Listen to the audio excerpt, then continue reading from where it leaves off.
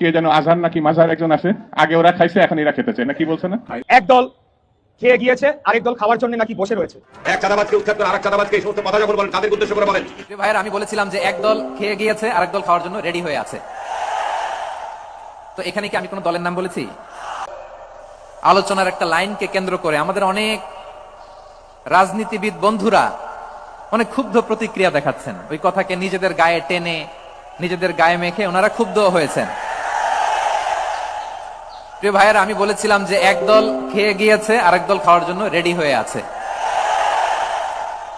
তো এখানে কি আমি কোন দলের নাম বলেছি? বাংলাদেশে 48টা প্রায় নিবন্ধিত রাজনৈতিক দল, কোন দলের নাম আমি বলিনি। কথাটাকে আমি জেনারেল রেখেছি। দায়ীদের বৈশিষ্ট্যই এটা, দায়ীরা জেনারেলি কথা বলে, যার যেই মেসেজ নেয়ার তারা সেখান থেকে নিয়ে নেয়।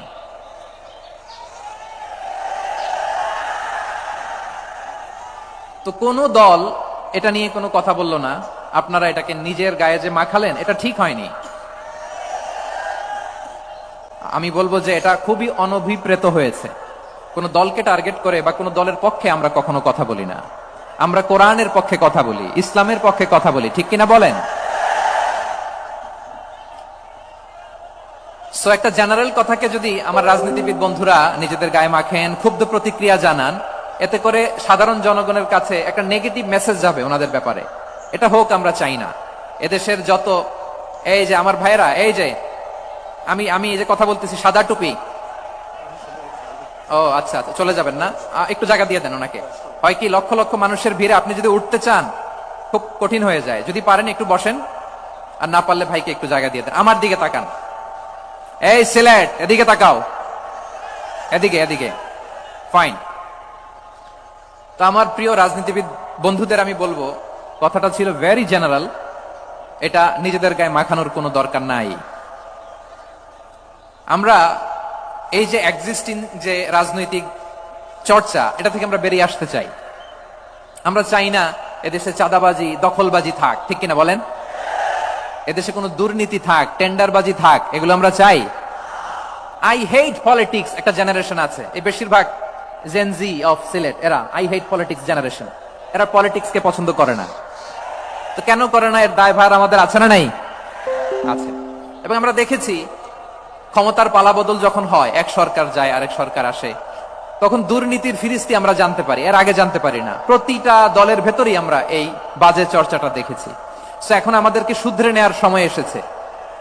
এটা এই সুন্দর সময়, নতুন প্রভাতের বাংলাদেশ, নতুন ভোরের বাংলাদেশ, এই সময় আমরা কাদা ছোড়াছড়ি যেন না করি। আমাদের শপথ নেওয়ার সময় এসেছে। প্রতিটি দল, নিবন্ধিত 48টি, সবগুলো দলের এখন শপথ নেওয়া উচিত যে আমরা কোনোদিন আর চাঁদাবাজি করব না, টেন্ডারবাজি করব না, দখলবাজি করব না। আমরা সবসময় দেশের পক্ষে থাকব, সবসময় দেশের পক্ষে থাকব। সেই কথাগুলো ছিল ভেরি জেনারেল। যে কথাগুলো আমরা জেনারেলি বলি, এগুলো জেনারেলি আপনারা নিবেন। আমার রাজনীতিবিদ বন্ধুদের কাছে এটাই আমার কামনা। আর এই জাতীয় বার্তা যখন আমরা দেই, তখন যদি আপনি বলেন যে পারলে রাজনীতিতে আসেন, পারলে দল করে দেখান, এটা হইল? আমি কি এরকম কোনো কথা বলেছি? না। আমি একজন মুফাসসির কোরআন, আমি একজন আলেম, এর বাইরেও আমার সবচেয়ে বড় পরিচয় I am a citizen of Bangladesh. আমি বাংলাদেশের একজন সাধারণ নাগরিক। আমার দেশের যে কোনো সমস্যা, যে কোনো ইনকনসিস্টেন্সি, অসঙ্গতি নিয়ে মত প্রকাশের স্বাধীনতা আমার আছে না নাই? আপনারাই তো বাক স্বাধীনতার কথা বলেন, ফ্রিডম অফ স্পিচের কথা বলেন, বাক স্বাধীনতার কথা বলেন। আপনারাই যদি আবার কোন মন্তব্যের কারণে বলেন যে রাজনীতির মাঠে আসেন, দল করেন, দেখি কতটুকু পারেন, এটা ঠিক হবে না। তাই প্রিয় ভাইয়ের, আসুন আমরা দল মত নির্বিশেষে কাঁধে কাঁধ মিলিয়ে সোনার বাংলাদেশ গড়ি, দুর্নীতি মুক্ত বাংলাদেশ গড়ি। যে বাংলাদেশের জন্য রক্ত দিয়েছে আবু সাইদ, যে নতুন ভোরের বাংলাদেশের জন্য রক্ত দিয়েছে মুগ্ধরা, যে নতুন বাংলাদেশের জন্য রক্ত ঝরিয়েছে 24-এর যে গণ অভ্যুত্থানের প্রত্যেকটি শহীদের আওয়াজ করে বলেন ঠিক কিনা? আল্লাহ তাআলা আমার দেশকে তুমি নিরাপদ করো, শান্তিময় করো। আমরা যেন স্বাধীন, সার্বভৌম বাংলাদেশে মাথা উঁচু করে বিশ্ব দরবারে দাঁড়াতে পারি। আল্লাহ তুমি তৌফিক দান করো। আওয়াজ করে সবাই পড়ে আমিন। প্রিয় ভাইরা, আমি আর কাল বিলম্ব না করে আসুন সরাসরি মহাবিশ্বের মহাগ্রন্থ, মহাবিশ্বয় মহাগ্রন্থ আল কোরআন আল কারীমের তাফসীর শুনি। আমি আজকের এই চমৎকার রজনীতে আলোচনা করবার জন্য সূরাতুল আহজাবের 45-46 এই দুটি আয়াতকে চুজ করেছি। এই দুটি আয়াতের আলোকে কিছু কথা আপনাদের সাথে শেয়ার করবো। আওয়াজ করে পড়ুন ইনশাআল্লাহ। তার আগে আসুন একটু দেখে নেই আপনারা কে কোথা থেকে এসেছেন। আপনারা সুনামগঞ্জ জেলা থেকে কারা কারা এসেছেন দেখি। সুনামগঞ্জ,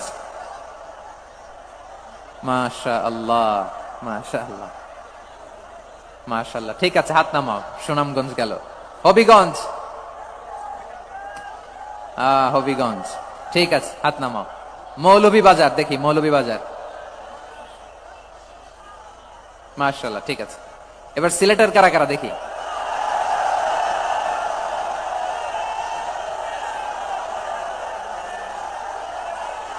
মাশাআল্লাহ মাশাআল্লাহ। বক্কা বক্কা, ঠিক আছে ঠিক আছে, মাশাআল্লাহ মাশাআল্লাহ, I like it, I love it, মাশাআল্লাহ। সুনামগঞ্জ, হবিগঞ্জ, মৌলভীবাজার, সিলেট। সিলেটের এই 4 জেলার বাইরে থেকে কারা কারা আসছেন দেখি। মাশাআল্লাহ, অন্যান্য অনেক জেলা থেকে আমার বাইরে আসছে। মাশাআল্লাহ, আল্লাহ সবাইকে কবুল করুক। আজকের এই প্রোগ্রামকে, এই তাফসিরুল কোরআন মাহফিলকে আমাদের নাজাতের ওসিলা বানাক। 3 দিন ব্যাপী দেশের প্রথিতযশা অত্যন্ত বিজ্ঞ প্রাজ্ঞ ওলামারা যে সমস্ত আলোচনা, দিক নির্দেশনা এই মঞ্চ থেকে আমাদের জন্য রেখেছেন, আমরা যেন সেগুলোর উপর আমল করতে পারি। আল্লাহ তৌফিক দান করুক।